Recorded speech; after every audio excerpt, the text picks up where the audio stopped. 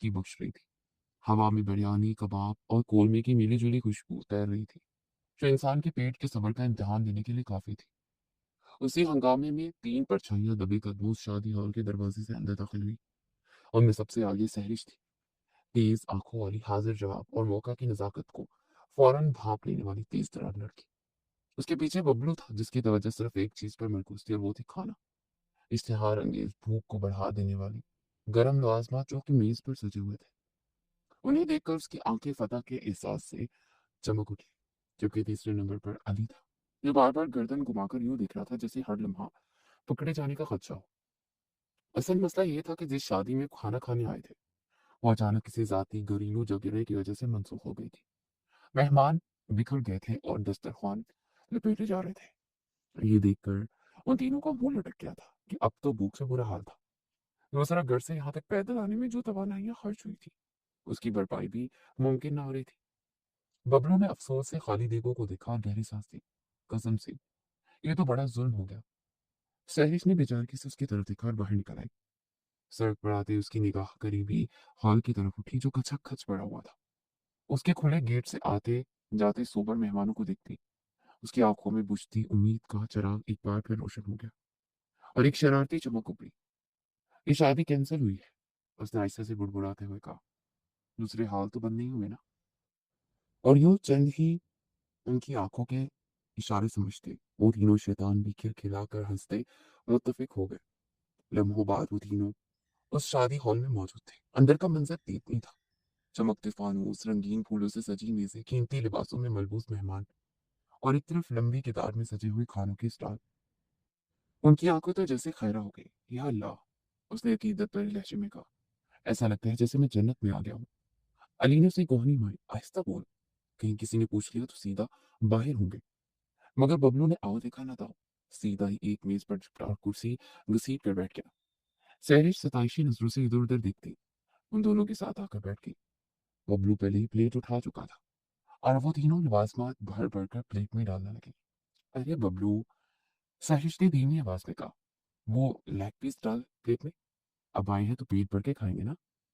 बबलू ने फौरन हुक्म की तामील की और सर हिलाकर एक बड़ा सा लेग पीस उठाकर प्लेट में रख दिया। सहरिश भी, वो खुशी से बोला, कसम से तुम जैसे बहनों का साथ हो तो भाई कभी भूखे नहीं रहते। अली ने एहसानमंद होते हुए कहा, जबकि बबलू का ध्यान सिर्फ खाने पर था। मगर किस्मत को शायद आज उनकी आजमाइश मंजूर थी कि तमाम मेहमानों की गैर सगाली करती अमल अचानक उस तरफ आ गई थी। वो एक एक मेज पर जाती सबको गले लगाकर खाने के मुतालिक इस्तफार कर रही थी कि किसी को मजीद खाने की जरूरत ना हो। स्याह शिफॉन की कामदार साड़ी में खुले बालों और नफासत से किए गए मेकअप के साथ वो गजब ढा रही थी। और फिर शोमा किस्मत की उस टेबल पर चली गई जहाँ सैरिश, बबलू और अली बैठे थे। शफाफ अहमरीन रंग वाली वो लड़की सादे से शलवार सूट में मलबूस गले में लापरवाही से दुपट्टा डाले खाने में मसरूफ थी।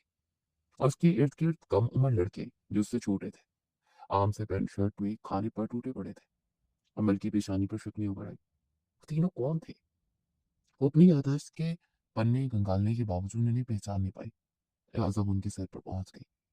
वो दोनों पेट पूजा में मगन थे कि अचानक एक नर्म मगर संजीदा आवाज उनके करीब सुनाई दी। Excuse me. वो तीनों चौंक कर मुड़े। सामने एक नफीस कामदार साड़ी में मलबूस लड़की खड़ी थी।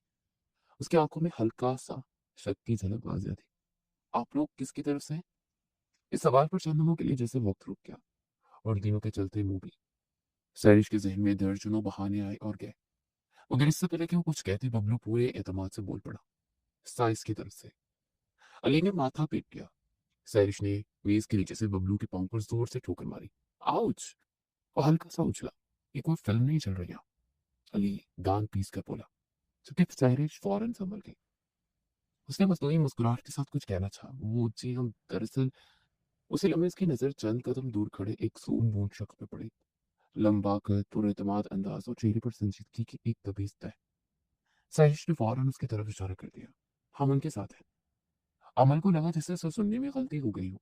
उस सून-बून शख्स पर निगाह डालते हक्का-बक्का हुई और फिर सहिश की जानिब कदरे झुक कर पूछा, जी। नाकाबिले यकीन बात थी। वो भला मनान दरानी के साथ कैसे हो सकती थी? वो मेरे शौहर हैं। जहरिश ने बाहर एतमाद लहजे में पंप फोड़ा तो अमल ने हैरत से मनान को देखा और फिर सहरिश को। उसके होठों पर आहिस्ता सी मुस्कुराहट फैल गई। Oh really? वो खुशी से चहकते हुए बोली, तो आप मिसेस मनान दुरानी हैं। इस यकीन दहानी पर सैरिश के दिल की धड़कन एक लम्हे को रुक गई, मगर उसने फौरन हिम्मत जमा की और मुस्कुराते हुए सर इस बात में रहा। जी जी बिल्कुल। अमल फौरन पलटी और बुलंद आवाज में उस शख्स को मुखातिब किया, भैया।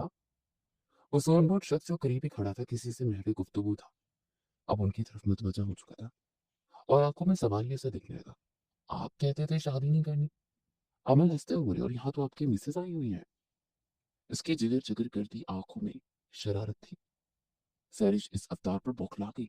उसे कब मालूम था कि उस शख्स को यूं मुखातिब करके बहस बर्स करना शुरू कर देगी। क्योंकि हैरतों में घिरा वो शख्स हक वक होता उस लड़की को देखने लगा, जिसकी गजाली आंखों पर अब हवाइयां उठ रही थी। वो कपकपाते लबों को पूरी तरह से काटती, उसके दिल के तमाम नहाखानों पर कब्जा जमाती गई। Like three piece dinner suit में मलबूस, खुशबुएं उड़ाता वो डैशिंग और हैंडसम सा मनान दुरानी, जो शहर का मशहूर बिजनेसमैन था, अब सारे होश हवास उस लड़के के सामने गवा बैठा। उस मनमोहनी सूरत में उसका दिल अटक गया। मनान दुरानी, जिसके नाम के साथ वक़ार, दौलत और असर रसूख जुड़े थे। उस 5 फीट की आम से सैरिश नवीद के लिए दीवाना हो गया था। उस समय पूरा मंजर जैसे उसके गिर्द ठहर सा गया। उसे चंद में खामोशी से बिना पलके झपकाए सैरिश को देखा, जो अजहद कंफ्यूज सी इधर उधर दिख रही थी, और फिर आहिस्ता आहिस्ता उसकी तरफ बढ़ने लगा। हर उठते कदम के साथ सैरिश का दिल जोर से धड़क रहा था। उसे यकीन था कि अब वो सबके सामने कह देगा कि लड़की झूठ बोल रही है। मगर जब वो बिल्कुल करीब पहुंचा तो वो झुका। डियर वाइफ, कैसी लगी देवर की शादी? उसकी आंखों में आंखें डालकर शरारत से मुस्कुराते बोला। तो सैरिश का सांस गले में अटक गया। बबलू और अली दम साथे बैठे थे। अच्छी है। उसे मुस्कुराने की नाकाम कोशिश की। आओ, तुम्हें दुल्हन से मिलवाऊं। यकीनन अपनी देवरानी से मिलकर तुम्हें बहुत खुशी होगी। उसने खामोशी से सैरिश का हाथ थाम कर उसे कुर्सी से उठाया।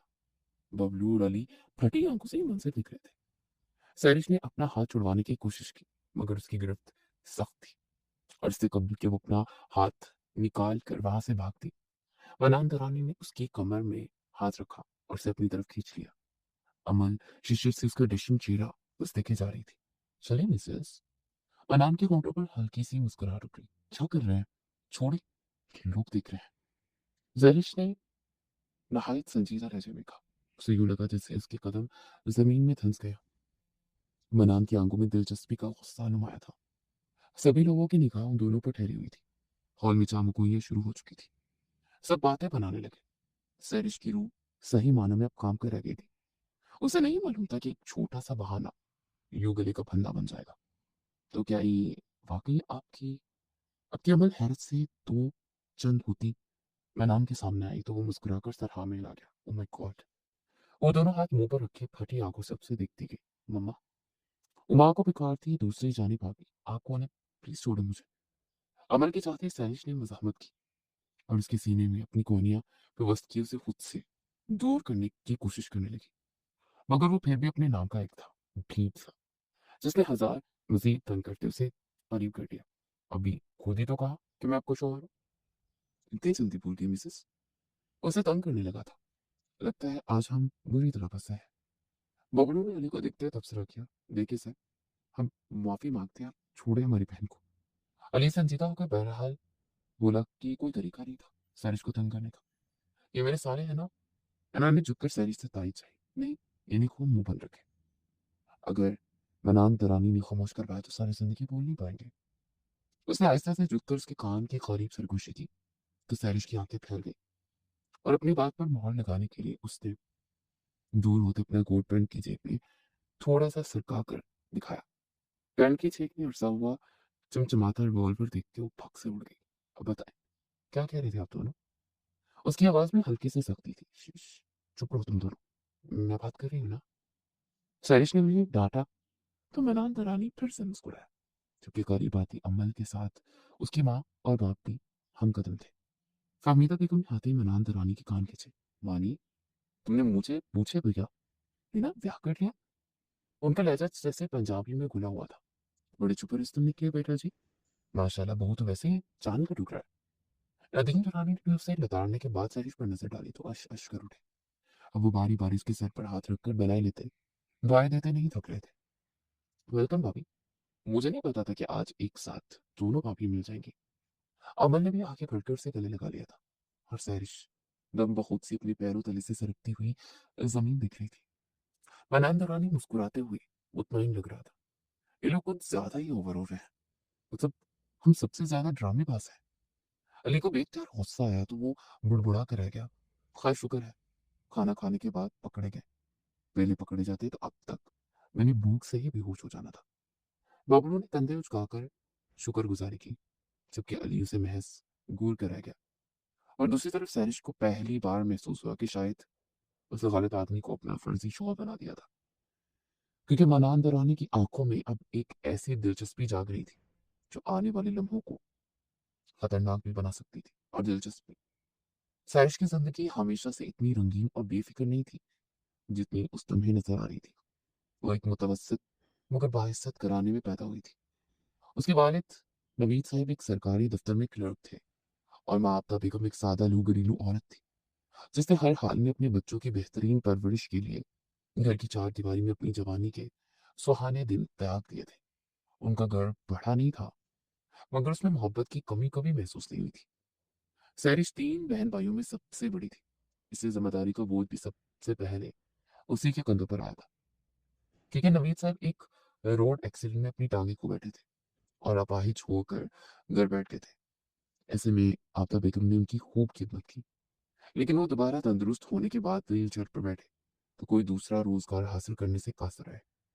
लिहाजा जिम्मेदारियों का भारी भरकम बोझ सैरिश के नातमा कंधों पर आ गया था। उसने तालीम सिर्फ इंटर तक हासिल की थी। आगे वो एक ऑनलाइन यूनिवर्सिटी से पढ़ रही थी, वो भी स्कॉलरशिप पर। उसके अलावा उसने घर में ही अकेडमी खोल रही थी जिसमें वो बच्चों को ट्यूशन दिया करती थी। नवीद साहब उसे देखते तो उनकी आंखों में आंसू आ जाते। वो अपने बहन भाइयों के लिए कई ऑनलाइन जॉब्स भी कर रही थी। बचपन से उसने एक अजीब सी खुद एतमादी और हाजिर जवाबी थी, जिसे जिंदगी की सख्तियों से लड़ना उसने बहुत जल्द सीख लिया था। वक्त के साथ हालात ने उसके घर की आजमाइशें बढ़ा दी। एक दिन उसके वालिद अचानक दिल के दौरे से चल बसे और सैरिश को लगा जैसे वो तपती धूप में बेसाहिबा रह गई हो। आफ्ता बेगम भी बेवगी की चादर ओढ़कर मगमूम रहा करती थी। उनकी कमजोर आंखों में फिक्र के साए और छोटे भाइयों की मासूम उम्मीदें उसे हर रोज मजीद मजबूत बना देती थी। उसने हार नहीं मानी और अपनी रूटीन जारी रखी। वो दिन में यूनिवर्सिटी जाती और शाम को ट्यूशन पढ़ाकर घर के खर्चात में हाथ बटाती। एक बात जो उसने खुद भी सीखी थी और अपने भाइयों को भी सिखाई थी वो ये कि हर हाल में खुश रहना है। उसकी हंसी और शौकी दरअसल जिंदगी की तलख सच्चाइयों से बचने का वाहिद तरीका थी, क्योंकि अगर वो संजीदा हो जाती तो शायद जिंदगी में छुपी थकान सबको नजर आ जाती। और वो कमजोर नहीं बनना चाहती थी। अली और बबलू उसकी जिंदगी के वो साथी थे जो मुश्किल वक्त में उसके साथ खड़े रहे थे। बबलू तो खैर छोटा था, लेकिन अली थोड़ा समझदार था, जो इसके एहसासात बखूबी जान लेता था। अलावा इसी तीनों की दोस्ती में अक्सर शरारतें, बेफिक्री और छोटी मोटी महमात शामिल रहती। ताहम शादी हॉल में घुसकर खाना खाने का ये वाकया उनकी जिंदगी की इंतहाई पहला तजुर्बा था, जिसका भुगतान शायद उन्हें उम्र भर भरना था। सैरिश के लिए शायद जिंदगी की थकन से चंदमों की हंसी चुराने का एक बहाना था, लेकिन उसे अंदाजा भी नहीं था कि उसी मामूली से शरारत के नतीजे में उसकी जिंदगी एक ऐसे मोड़ पर आने वाली थी जहां से वापस लौटना मुमकिन नहीं था। ताहम मनान दरानी की दुनिया बिल्कुल मुख्तलिफ थी। वो शहर के मारूफ सनतकार दरानी खानदान का वारिस था। उसके वालिद नदीम दरानी एक बाअसर ताजिर थे, जिन्होंने अपनी मेहनत से एक वसी कारोबारी सल्तनत खड़ी की थी। बचपन से ही मनान को सिखा दिया गया था कि दरानी खानदान के मर्द कमजोर नहीं होते, वो फैसले करते हैं और दुनिया उनके फैसलों के साथ चलती है। शायद इसीलिए उसके चेहरे पर हमेशा एक संजीदा वकार नजर आता था, जो आम लोगों को उसके करीब आने से रोक देता था। मनान ने आला तालीम बैरून मुल्क से हासिल की थी। कारोबार, सियासत और ताकत की दुनिया उसके लिए अजनबी नहीं थी। लोग उसे एक कामयाब बिजनेसमैन के तौर पर जानते थे, मगर उसकी जिंदगी में एक अजीब सा खला भी था। वो लोगों के हुजूम में रहकर भी अक्सर तनहा महसूस करता। शायद यही वजह थी कि शादी के लिए उस पर कई बार दबाव डाला गया था, मगर उसने हमेशा इनकार किया। उसके नजदीक रिश्ते अक्सर मफादात की बुनियाद पर कायम होते थे और उसे ऐसे बंधन से नफरत थी जिसमें सच्चाई ना हो। मनान के मजीद दो बहन भाई थे, रिजवान और अमर। अमर की शादी पिछले साल हो गई थी, जबकि रिजवान अभी घोड़ी चढ़ गया था और आज उसके वलीमे की तकरीब थी जिसमें सैरिश अपने दोनों भाइयों के साथ घुस आई थी। मनान की गिरफ्त से निकलते और उसकी फैमिली से मिलने के बाद सारिश के दिल की धड़कन मामूल पर ही नहीं आ रही थी। उसके ज़हन में बार-बार यही सवाल गूंज रहा था कि आखिर उस शख्स ने उसे सबके सामने जुटलाया क्यों नहीं? वो क्यों इस बात पर कायम हो गया कि उसकी बीवी थी? एक छोटा-सा झूठ उसके गले पड़ गया था और वो खुद को कैसे उसके चंगुल से आज़ाद करवाती? उसका ज़हन तेज़ी से चल रहा था, मगर हर मंसूबा जैसे उस रिवॉल्वर के आगे घुटने टेक देता था और मनान दरानी की मकनातीसी पुरशोक निगाहें उसे मुसलसल सोचने या मंसूबा बंदी करने से बाज रख रही थी। आप लोग चलकर बैठे, बात है। मनान ने अपनी फैमिली को ये कहकर चलता किया, क्योंकि वो महसूस कर चुका था कि उससे कुछ कहना चाह रही थी और वो नहीं चाहता था कि उनके सामने कुछ उल्टा-सीधा बोलती। घबराओ नहीं बेटा, हम सब तुम्हारे अपने-अपने हैं। फ़हमीदा बेगम ने एक बार फिर उसके सर पर हाथ रखा। वो देख सकती थी कि सैरिश पूरी तरह डरी हुई है। उन्हें लगा कि शायद वो यकदम ही मनान की फैमिली के सामने अपना स्टेटस शो हो जाने पर घबरा रही थी। लिहाजा वो वहां से चलते बने। अमल भी मुस्कुराकर भाई को इशारा करती निकल गई। लेकिन मिस्टर दुरानी, उसने हिम्मत जमा करते हुए कहा, जो भी हो बस एक गलत फहमी थी, आप प्लीज हमें यहाँ से जाने दें। मनान ने गौर से उसके चेहरे को देखा। उसकी आंखों में खौफ तो था, मगर उस खौफ के पीछे एक अजीब सा एतमाद और यकीन भी छुपा था। शायद वो मुश्किल हालात को सर पर सवार नहीं किया करती थी। गलत फहमी? उसने हैरान होने की अदाकारी की। आपने सबके सामने मुझे अपना शौहर करार दे दिया और अब आप इसे गलतफहमी कह रही है। वो अजीब बारीकी मुताज्जिब हुआ था। उस बात का उस वक्त का तकाजा था, वरना आपकी बहन हमें बाहर करवाती थी। सैरिश ने बेबसी से कंधे झुकाए। दिलचस्प बात है। अनान के होठों पर हल्की सी मुस्कुराहट रुकी। यानी आप सिर्फ यहाँ खाना खाने के लिए आई थी? मुझे लगा आप मेरे इश्क में यहाँ तक चली आई है। वैसे आपने इस शहर के सबसे खतरनाक आदमी को अपना शौहर बना लिया, आपको अंदाजा भी नहीं। वो सहर अंगेज अंदाज में बोला तो सिटपटा गई। प्लीज, ये डायलॉग किसी फिल्म में अच्छा लगता है। उसने अपने लहजे को मुतज़लज़ल होने से रोका और फौरन आंखें तंग की। अभी अगर तुम्हारी ड्रामाबाजी खत्म हो गई तो आकर बिरयानी भी खा लो, ठंडी हो रही है। उसी लम्हे पीछे से बबलू की आवाज आई। चूंकि सब चले गए थे तो उसे फिर से खाने की फिक्र होने लगी थी। खामोश रहो। अली ने फौरन उसका बाजू पकड़ा। नान ने प्लेट पलट कर बबलू को देखा, जो कि प्लेट में चावलों को पहाड़ लिए खड़ा था। चंद लोगों की खामोशी और ताज्जुब के बाद मैंने हल्का सा हंसा। फिर से दोबारा सैरिश की तरफ देखा। मिसेस, आपके भाई भूखे लग रहा है, पहले इन्हें खाना खिला देते हैं, फिर आपसे हिसाब लेते हैं। उसने मायने के इस अंदाज में कहा, फिर दोनों के करीब आया। अब लोग जी भर के खाए, बल्कि आज रात आपकी मेजबानी मनान दरानी के नाम से है, ऐश करें। और उसने अली का कंधा थपथपाया तो सैरिश करंट खाकर बैठी। उसका हाथ पर झटका। मेरे भाइयों को जाने थे। वो मैदान में उतरी। इंटरेस्टिंग। और आपको? वो यूं पूछ रहा था जैसे 3 साल का कोई नन्हा बच्चा हो। सैरिश का सांस एमए पर रुक गया। उसे महसूस हो गया कि ये खेल शायद उसकी तवक्का से कहीं ज्यादा लंबा होने वाला था। बनान के मोबाइल पर कॉल आई तो वो उसे सुनने के लिए कुछ दूर चला गया। आप ही, तुम भी खा लो, देखो अब तो वो खुद ऑफर कर रहे हैं। बबलू ने जिद्दी अंदाज में कहा। सैरिश ने एक लम्हे को मनान की तरफ देखा, जो कि मोबाइल में मसरूफ था। फिर बबलू की प्लेट में भरे हुए चावलों के पहाड़ की तरफ निगाह डाली और दिल ही दिल में एक लंबी आह भरी। अगर तुमने एक लफ्ज मजीद बोला ना, तो मैं यही प्लेट तुम्हारे सर पर दे मारूंगी। और आहिस्ते से बबलू के करीब हुई और दांत पीस कर सरगोशी की। अरे, मैंने क्या किया है? मैं तो सिर्फ खा रहा हूँ। बबलू हैरत से पलके झुकाते हुए बोला, यही तो मसला है, तुम हमेशा सिर्फ खाते हो, सोचते कभी नहीं हो। अली ने माथा पीट लिया। अब चलो, जल्दी यहाँ से निकलो। देखो, देखो प्लेट, रखो प्लेट इधर। साइश ने जबड़े पीछ ली, जो जैसे उनके दरमियान बबलू हो। चंद मनान चंद कदम के फासले पर खड़ा फोन फोन पर महवे गुफ्तगू और गाय बगाए इन पर नजरें डाल रहा था। उसके चेहरे पर वो सख्ती नहीं थी जो चंद में पहले थी, बल्कि एक हल्की सी दिलचस्पी नुमाया हो गई थी। उसे जिंदगी में बेशुमार लोगों को दिखा था, मस्नूई मुस्कुराहटों वाले, बनावटी तहजीब के पर्दों में लिपटे हुए, मगर ये लड़की इन सबसे मुख्तलिफ थी। इसमें एक अजीब सी बेसाख्तगी थी, जैसे गैर मुतवक्का और गैर मामूली बनाती थी। वो तीनों वहां से किसकने ही वाले थे, लेकिन मनान फिर से रास्ते में हाल हो गया। आप कहाँ जा रहे? मनान ने संजीदा लहजे में शौकी बिगाड़ते हुए पूछा, तो हरीश ने फौरन पलट कर जवाब दिया, भाड़ में, चलना है आप भी। बाय द वे, इतने लोग हैं यहाँ, मगर पूछ कुछ सिर्फ हमसे हो रही है। वो तब चुकी थी। पारा हाई होने लगा था, क्योंकि बाकी सब बाकी भी मौजूद थे। वो जताते हुए बोला। सैरिश ने एक लम्हे को कुछ कहना चाहा, मगर फिर खामोश हो गई। उसी वक्त वहां एक और लड़की आई, किसी बला की तरह नाजुल लगी। उसके चेहरे पर शरारती शरारती खुशी थी। भैया, वो करीब आकर बोली, आपने हमें बताए बगैर शादी कर ली? ये तो सरासर नाइंसाफी है। सारिश का दिल अब एक बार फिर धड़क उठा। असब एक मनान की तरफ देखा। उसे यकीन था कि अब वो सच बता देगा। अभी इस मौजू पर बात नहीं करते। अगर मनान ने बिल्कुल सुकून से कहा तो दंग रह गई। ओह, तो मतलब वाकई में ये मजाक नहीं है? हना ने हैरत से आंखें फैलाई। नहीं नहीं, ऐसी कोई बात नहीं है। सैरिश ने फौरन हाथ उठाया, मगर मनान ने आहिस्ता से उसकी बात काट दी। सैरिश, वो चौंक कर रुक गई। अगर आप हर बात की वजाहत करती रहेंगी तो लोग और ज्यादा सवाल करेंगे ना। उसकी आवाज में अजीब सी संजीदगी थी, जिसने सैरिश को चंद लम्हों के लिए खामोश कर दिया। हनाप भी दिलचस्पी से दोनों को दिख रही थी। भैया, कम से कम इतना तो बताएं कि आप दोनों की मुलाकात कहाँ हुई? सैरिश के गले में अल्फाज अटक गए, लेकिन इससे पहले कि कोई मुंह तोड़ जवाब देती, अनान ने नहायत इत्मीनान से सांस खारिज किया। ये एक लंबी कहानी है। उसे सैरिश की तरफ मायने खेज नजर डाली तो पलकें चिपका गई।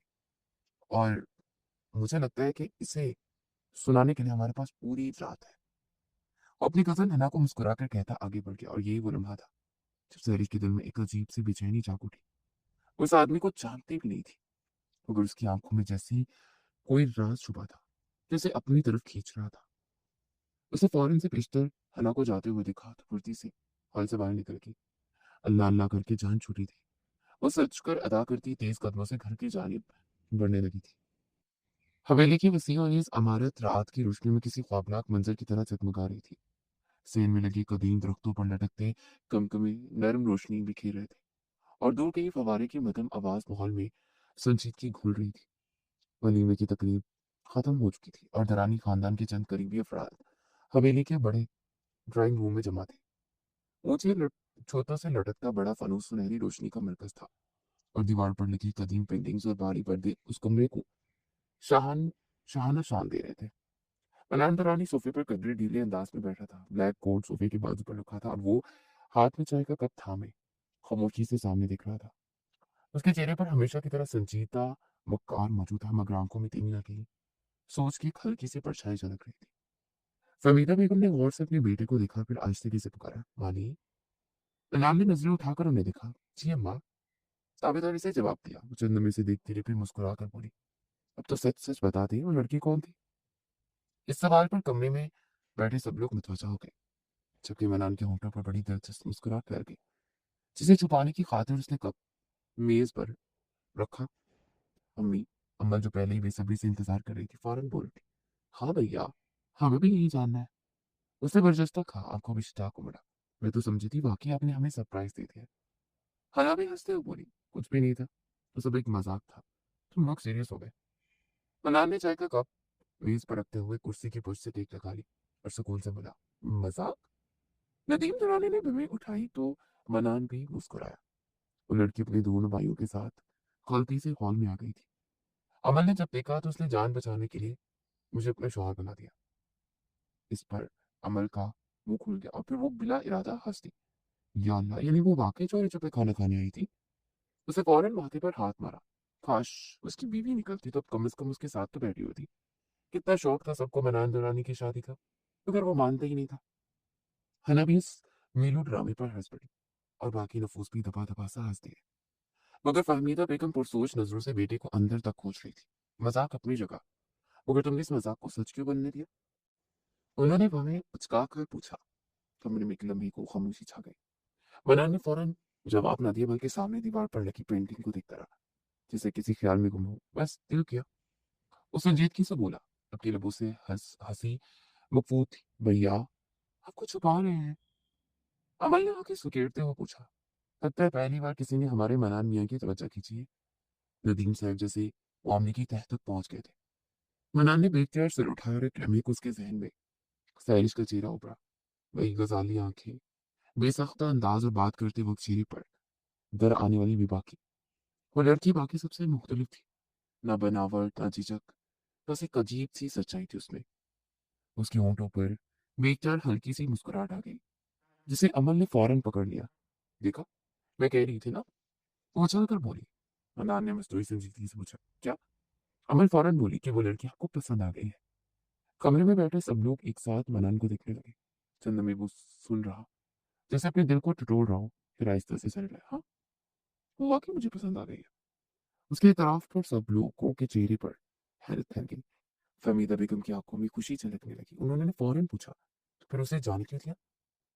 इमरान चाय का कप खाली कर चुका था, इसलिए इसे मेज पर धरते उठकर खड़ा हो गया, इससे ताकि वो फिर से आ सके। मुझे यकीन है हमारी मुलाकात दोबारा जरूर होगी।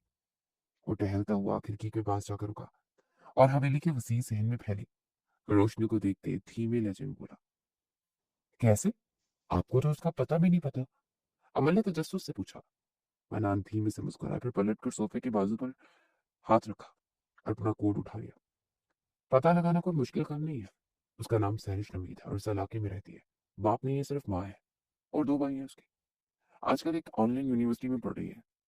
उसे थोड़ी सी तफसील बयान की तो अमल की आंखें खुल गई, जबकि नदीम साहब बेटे की फास्ट सर्विसेज पर अश अश कर उठे। मनान दौरानी जब कुछ हासिल करने का इरादा कर ले तो वो चीज ज्यादा देर उससे दूर नहीं रहती। वो मेज से मोबाइल उठाकर वहां से निकलता चला गया, जबकि अमन और हना काफी से ज्यादा पुरजोश हो गई और फाहमीदा बेगम अपने बेटे की बधाई लेने लगी कि आखिर कार वो जिंदगी में किसी लड़की को हासिल करने की चाह में शादी जैसे फैसले पर राजी तो हो गया था। अगली सुबह सहरिश ने हंसपे मोमो वो जल्दी जाग गई थी।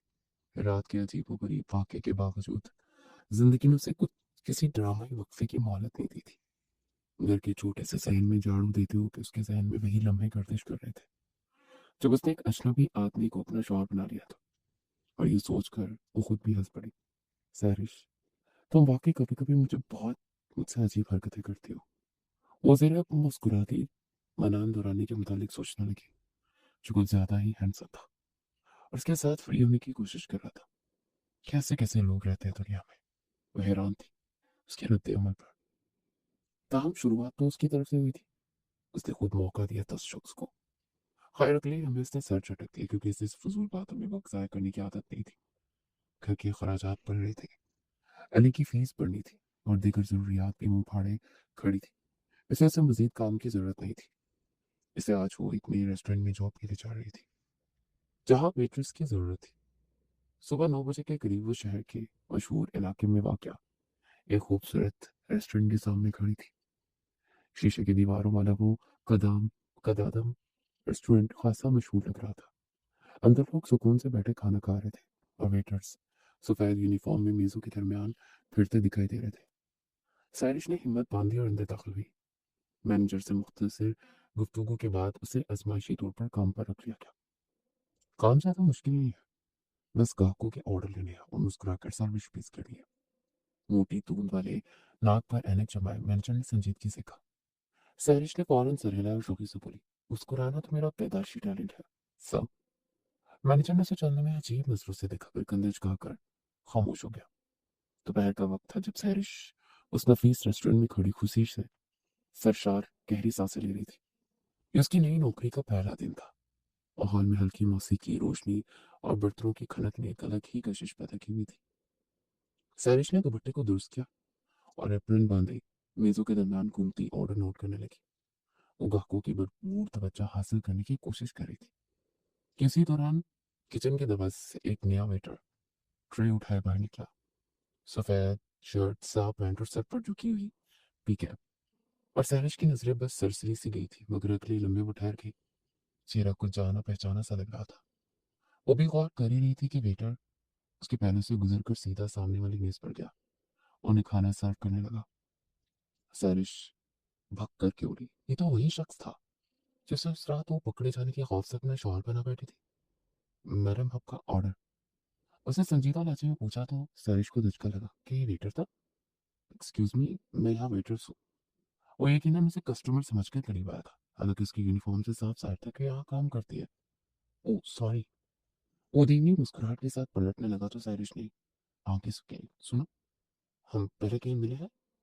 लेकिन ये वही था तो फिर इतना तंग किए जा रहा था। उसे लगा शायद आंखों को धोखा हुआ होगा, इसलिए पूछ रही। मुमकिन है, मैं शादी हॉल में भी काम करता हूँ तो शायद आपने मुझे कहीं देखा हो। वो कन्ने उचकाकर दिलचस्पी से बोला, तुम तो वही वेटर हो ना जो उस रात शादी में मिला था? सरिश ने आंखें फैलाकर सर से पांव तक उसे देखा। जी बिल्कुल। मनान ने सर हिला दिया। जो उसी हॉल में वेटर था। आपने मजाक किया तो मैंने भी थोड़ा कर लिया।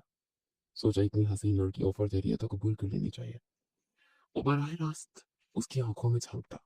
माइंड फ्रीज जैसे वो बोला तो सैरिश कर बढ़ा गई। मैं समझ रही थी तुम भी उन अमीरों में से हो।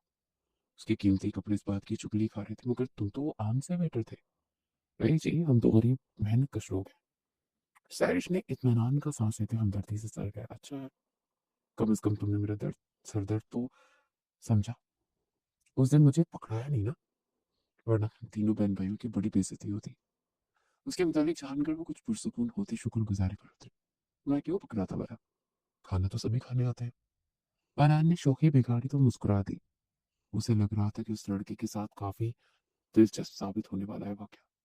वेटर, वेटर पानी दीजिए प्लीज। किसी मेज से एक औरत ने हाँक लगाई तो मनान फुर्ती से भागा और फौरन ट्रे में गिलास पानी रखकर चल पड़ा। मगर उसकी नजरें सैरिश पर थी। उस तो शीजा पर दिल हार गया था, और उसी की खातिर इतना बड़ा बिजनेसमैन होने के बावजूद ये वेटर बनने का ढोंग रचा रहा था। उसे बस कैसे भी करके सैरिश को अपना बनाना था और उसका दिल जीत कर उसे अपनी जिंदगी में लाना था। चनाचा उसे देखने और खाली पिलाओ और पकाने में इतना मसरूफ था क्योंकि उसने आगे देखा ही नहीं। और नतीजा ये निकला कि वो कुर्सी से टकरा गया। ट्रे के गिलास सीधे एक साहब की गोद में जा गिरे। अरे भाई, वो साहिब उछल पड़े। कांच टूटने की आवाज सारे लॉन्च में पहुंची और पूरा रेस्टोरेंट एक लम्हे के लिए खामोशी की नजर हो गया। अनान ने घबराने की अदाकारी की। सारी आंखें फाड़ी उसका अंदाज मुलाहिजा कर रही थी। चंद में उन्हें देखता रहा, फिर मासूमियत से बोला, सॉरी सर, ये हमारी नई कोल्ड शॉवर सर्विस है। सरिश ने फौरन मुंह दूसरी तरफ कर लिया क्योंकि हंसी रोकना मुश्किल होगा, और उसकी बचकाना बात पर तमाम कस्टमर्स हंस हंस कर लूट फूट हो गए। वो खचलता होकर सर को जहाँ था उस तरफ आया तो सरिश ने उसका पूरा मुंह देखा। कोई बात नहीं, वो हो जाता है। उसने हिम्मत बताई तो वो हंस दिया। सरिश और मनान के दरमियान कुछ बेतकल्फी दर आई थी, मगर ये इतनी ज्यादा नहीं थी कि वो दोनों अच्छी तरह गुफ्तगू कर पाते। फिर सरिश को बेअजनबी लोगों के साथ ज्यादा खुलने मिलने की आदत नहीं थी और दिलचस्पी नहीं थी। लेकिन मनान की हरकतें ऐसी होती थी कि वो खुद को उसे देखने से रोक नहीं पाती थी। लेकिन उसे क्या मालूम था कि जिस सादा से बेवकूफ वेटर को वो आम मजदूर समझ रही है, वो दरअसल इसी शहर का सबसे ताकतवर बिजनेसमैन है, जो सिर्फ उसके करीब रहने के लिए पूरा ड्रामा कर रहा था। रेस्टोरेंट की फिजा आहिस्ता आहिस्ता दोबारा मामूल पर आ गई थी। टूटे हुए ग्लास समेट लिए गए थे और ग्राहक भी इस अचानक वाकये को एक मजाहिया हादसा समझकर भूलने लगे थे। सारी शब भी काउंटर के पास खड़ी कभी कभार चोरी चोरी मनान को भी देख लेती थी, जो किचन के दरवाजे के पास खड़ा सर खुजा रहा था और मैनेजर की डांट सुन रहा था। मैनेजर गुस्से से कह रहा था, ये रेस्टोरेंट है या सर्कस? मनान ने हादसे से सर झुका दिया। सर, गलती हो गई। गलती? वो बंदा अगर शिकायत कर देता तो? मैनेजर झंझलाया, लेकिन वो तो हंस रहा था। वो हल्की से मुस्कुराहट के साथ बोला। मैनेजर ने उसे घूर कर देखा और आखिरकार हाथ मिलाते हुए कह दिया, चलो जाओ और आइंदा आंखें खोल कर चलना। उसे फौरन ट्रे उठाई और पलट गया। सरिश ने दूर से ये मंजर देखा तो वे इख्तियार हंस दी। किस पर हंस रही है मैडम? उसी वक्त मनान उसके करीब आकर मुस्कुराते हुए बोला। सरिश ने फौरन संजीदा होने की कोशिश की। कुछ नहीं, बस ऐसे ही। मुझे लगा मेरी बदकिस्मती पर खुश हो रही है। वो संजीदा होता अजदा हो गया था। नहीं जी, मैं इतनी जालिम नहीं हूँ। उसके सते हुए चेहरे को बगौर देखती हुए बोली, वैसे तुम काफी बेवकूफ हो। जो चंद लम्हे से देखती रही और फिर अचानक अपने रवैये का अजाला करती हुई बोली, क्यों? वरना ने हैरत से पूछा, कोई भी वेटर ऐसे चलता है क्या? आंखें किसी पर और पाँव किसी कुर्सी पर। वो जेरे लग मुस्काई। हम इस बात से अनजान के मनान उसे ही दिख रहा है। अच्छा, लेकिन कसूर मेरा नहीं आपका है। सर चौकी। मेरा? उसे हैरत से देखा। जी, आपको देखकर ध्यान बढ़ जाता है। हुमायूं किसी से बोला तो सैरिश यकायक घबरा गई। बाज़ औक़ात वो ऐसे हमला करता था कि सामने वाले को संभलने का मौका ही नहीं मिलता था, लेकिन उसने फौरन खुद को संभाला था। ये बातें तुम सब लड़कियों को बोलते हो। उसने आंखें तंग की। नहीं, सबको नहीं, सिर्फ तुम्हें। वो लफ्जों का साहिर था जिस अपने जाल में मासूम लोगों को फंसाना आता था। एक लम्हे को दोनों के दरमियान अजीब सी खामोशी छा गई। सैरिश को महसूस हुआ जैसे उसकी आंखों में वाकई कुछ सच्चाई है, मगर अगले लम्हे उसने सर झटक दिया। वो नहीं चाहती थी कि मानी के साथ ज्यादा फरी होकर अपनी तरबियत या रवायत भूल जाए। वैसे भी वो संति मुखालिफ से दूर भागने वाली लड़की थी। उसकी जिंदगी में अपने जज्बात और एहसासात की कोई जगह नहीं थी। वो खुद को अपने भाइयों के लिए वक़्फ़ कर चुकी थी। इसलिए मानी जैसे लड़कों से खुद को बचा कर रखना था। उस शाम सैरिश एक मेज़ पर दूसरी मेज़ तक तेज़ी से जा रही थी। हाथ में नोटपैड पकड़े और चेहरे पर वही शौक मुस्कुराहट सजाए। उसी तरह दरवाज़ा खुला और 4-5 नौजवान अंदर दाखिल हुए। उनकी ठाठ देखने लायक थी। महंगे कपड़े, कीमती घड़ियाँ और चेहरों पर वही गुरूर जो अक्सर दौलत के साथ आ जाता है। सबसे आगे एक लंबा सा लड़का था। बाल पीछे को सेट किए हुए और आंखों में अजीब सी बेबाकी लिए। वो सीधा एक बड़ी मेज पर जा बैठा और ऊंची आवाज में पुकारा, वेटर। उसकी सदा पर सैरिश करीब आई। जी सर, क्या लेंगे आप? लड़के ने पहला मेनू कार्ड उठाया, फिर अचानक बेदिली से उसे मेज पर रख दिया और सैरिश को सर से लेकर पांव तक देखने लगा। उसकी आंखों में वो एहतराम नहीं था जो एक लड़की के लिए होना चाहिए। उसकी नजरों में अजीब सी शैतानियत और हैवानियत टपक रही थी। वैसे तुम बताओ, यहाँ सबसे अच्छी चीज क्या है? उसके नदीरे दोस्त भी आगे बारिश में डाल टपका रहे थे। सर, अमूमन यहाँ की स्पेशल बिरयानी और गोल्ड स्टिक काफी पसंद किए जाते हैं। सारिश ने पेशा वराना अंदाज में जवाब दिया।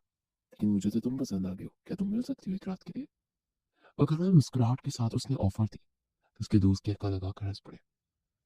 सर प्लीज अपना ऑर्डर बता दें। सारिश के चेहरे की मुस्कुराहट एक लम्हे को मानी पड़ी, मगर उसने संभाल कर कहा, इतनी जल्दी क्या है, बैठ जाओ, थोड़ी बातें करते हैं। लड़का कुर्सी पर टेक लगाकर बोला। दूर किचन के पास खड़ा मनान ये सब दिख रहा था और उसकी आंखों में खून उतर आया था। वो लंबे लंबे रुक पड़ता, उस मेज की तरफ बढ़ा और नहायत शाइस्ता लहजा बोला, सर ऑर्डर। लड़के ने उसे सरसरी से देखा। तुम बाद में आना, अभी हम मैडम से बात कर रहे हैं। मनान ने सैरिश की तरफ देखा, जो कि खामोशी से खड़ी थी, मगर उसकी उंगलियां नोटपैड पर सख्ती से जमी हुई थी। अब जाए सैरिश, मैंने देखता हूँ।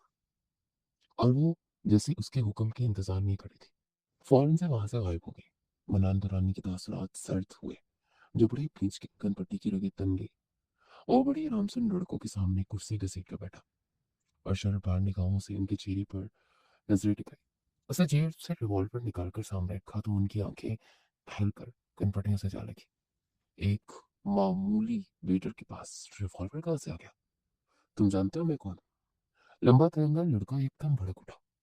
हमें यहाँ सिर्फ ऑर्डर्स मालूम करने होते हैं, कस्टमर के बायोडाटा नहीं जानना होता। उदारी खुजाते हुए बोला, खैर मुझे तो तुम लोग जानते ही होगे, बनान दुरानी, नाम तो सुन रखा होगा। और वो लंबा शख्स हक्का बक्का रह गया कि मनान दुरानी तो उसके बाप का पास था। अब तुम लोग यहाँ से जाते हो या पुलिस बुलाओ? और दांत किचकिचाकर जरा सा आगे को हुआ और मेज पर जोर से हाथ मारा, यहाँ तक कि जग उलट गया और पानी इन सबकी कीमती पेंट्स भिगो गया। वो धूप निकलते गधे के सर से सींग की तरह गायब हुए। तो मनान दरानी ने रिवॉल्वर वापस जेब में अर्ज दिया। जो पास पास देखा तो लोग मुतवजा नहीं थे, लिहाजा गहरी सांस पर था वो किचन में चला आया, जहाँ सैरिश बर्तन एक तरफ रख रही थी। तुम ठीक हो? वो जैसे उसका चेहरा पढ़ कर अंदर तक उतर जाना चाहता था। वो काफी कंफ्यूज दिखाई देती थी। उसे देख लिया था उन चारों को सर पर पैर रखकर भागते। मैं ठीक हूँ, लेकिन तुम शायद पागल हो गए हो। वो बर्तन पटक कर बोली, क्यों, क्या हुआ? वो हैरान हुआ।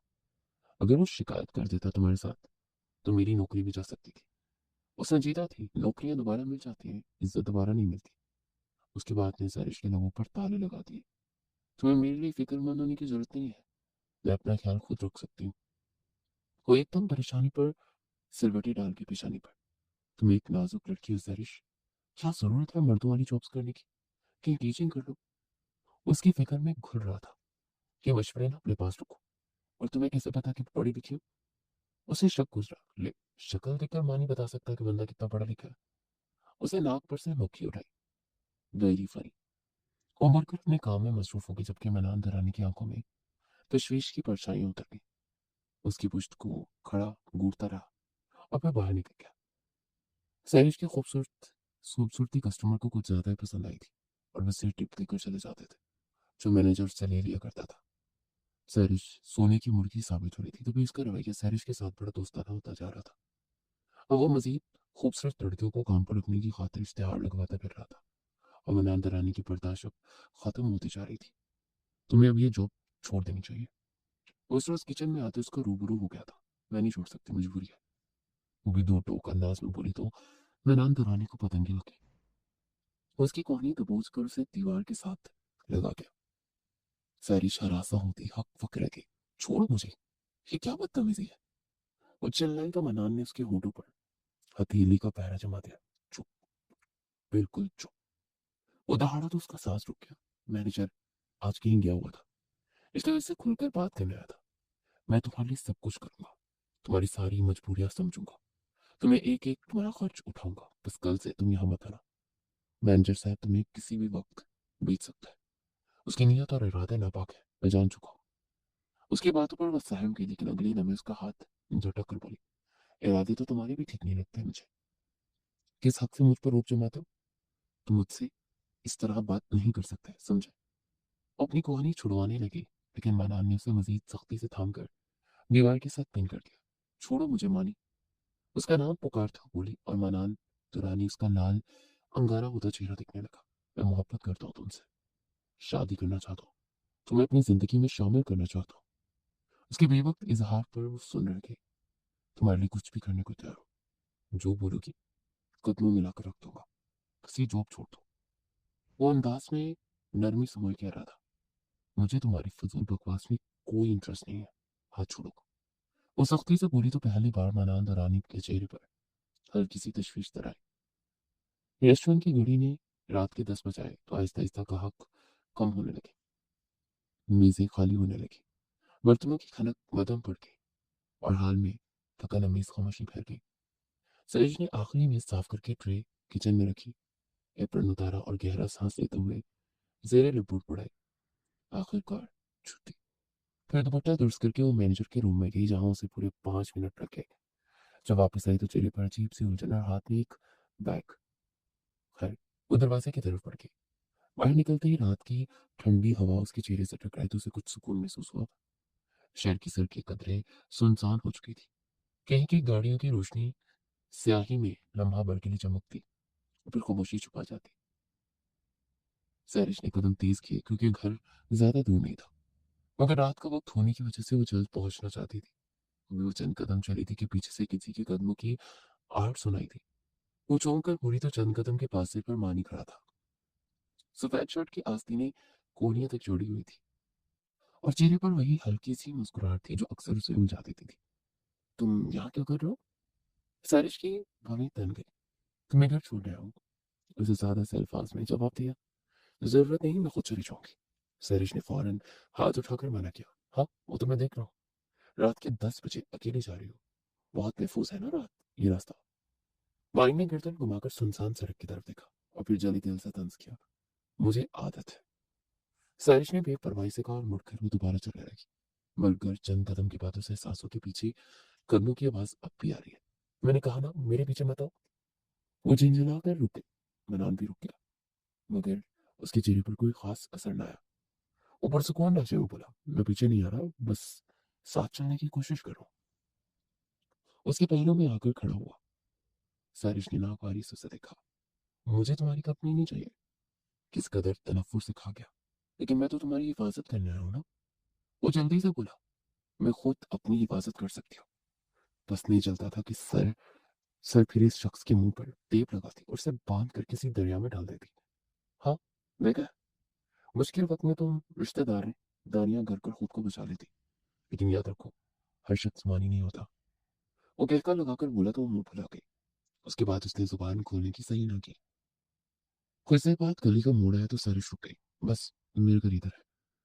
उसने गली की तरफ देख कर कहा। अच्छा। वो खाम खा मुस्कुराया। अब तुम वापस जा सकते हो। बस नहीं चलता था कि उसे धक्का देकर भगा देती। ठीक है, लेकिन एक बात याद रखना। उसके करीब आया और जरा सा झुककर बोला, अगर कभी रात को अकेले घर जाना मुश्किल लगे तो मुझे बता देना। क्यों? वो मुताज्जिब हुई, क्योंकि मुझे तुम्हें छोड़ने का बहाना चाहिए होगा। उसकी आंखों में एक अजीब सी चमक थी कि सैरिश की आंखें चंधिया गई। वो मुड़कर चला गया, और सैरिश चंद में वहीं खड़ी उसे जाते हुए दिखती रही। उसके होठों पर अनजाने में एक हल्की सी मुस्कुराहट आ गई, मगर अगली लम्हे उसने सर झटका और गली की तरफ बढ़ गई। उसे बिल्कुल अंदाजा नहीं था कि ये मामूली सी रात आहिस्ता आहिस्ता उसकी जिंदगी की कहानी को एक ऐसे रास्ते पर लेकर जा रही है, जहां मनान दरानी का साया हर मोड़ पर उसके साथ चलने वाला था।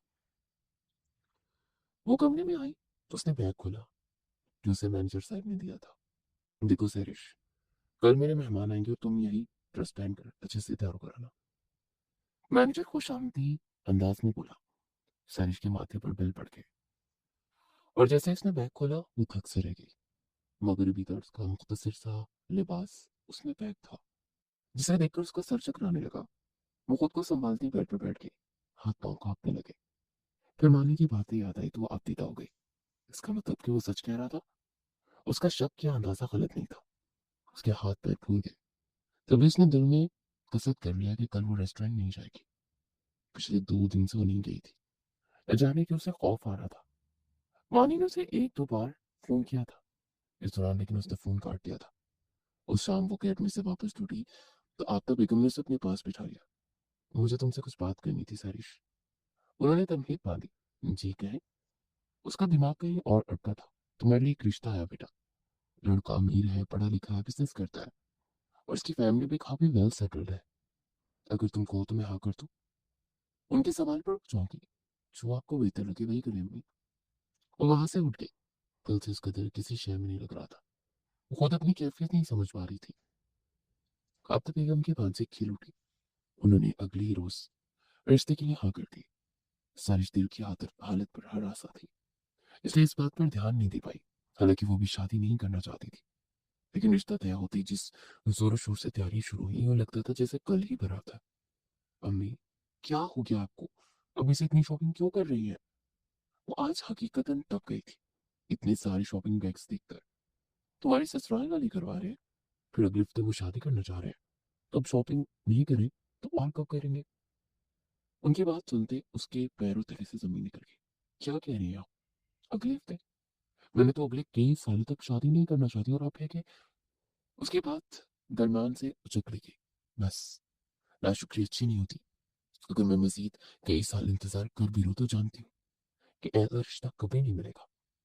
और तुम्हें किस चीज की फिक्र करने की जरूरत नहीं है। बस अपने घर के बारे में सोचो और होने वाले शौहर पर ध्यान दो। आबदा बेगम ने उसका एतराज चुटकियों में उड़ा दिया और वो होने पर ये सब सोच रही थी कि आखिर कौन से सरखाब के पड़ लगे थे उस लड़के में जो इतनी मुतमईन नजर आ रही थी। बहरहाल उसका तो दिल जैसे सारी दुनिया से उचाट हो गया था। वो अपने कमरे में आई तो बिला वजह ही रोने लगी। न जाने क्यों उसे मानी याद आ रहा था। उसकी बातें, यादें जहन से गोया चिपक कर रह गई थी। हालांकि अब तो उसने रेस्टोरेंट जाना भी छोड़ दिया था। फिर क्यों वो उसके ख्यालात में बेधड़क चला आता था। वो इसी एक लम्हे में ठहर गई थी जब उसने उसकी एक कहानी दबोच कर उसे दीवार के साथ लगाने के बाद होंठों पर अपना हाथ रखा था। वो लम्स नाकाबिले फरामोश था। वो भी बेयकीनी से अपनी होंठों को छूती रो रही थी। अगर ये मोहब्बत थी तो बहुत बुरा हुआ था उसके साथ। निकाह के बाद वो गोया गुमसुम बैठी थी। उसके कानों में अभी तक उस नाम के अल्फाज गूंज रहे थे। वो जैसे किसी ख्वाब की कैफियत में बैठी थी। अमर बेटा, जरा दुल्हन को कमरे तक लेकर जाओ। ये सुनते ही उसने चौंक कर सर उठाया तो वहां मौजूद खवातीन मुस्कुरा रही थी। उनमें फाहमीदा बेगम सारी फैसर थी। चंद लड़कियां शरारत से एक दूसरे को गोलियां मार रही थी।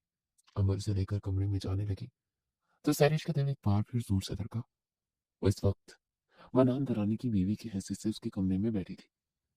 अमर उससे 1-2 बातें करके बाहर निकल गई थी और सैरिश उंगलियां चटकाती पजल सी हो रही थी।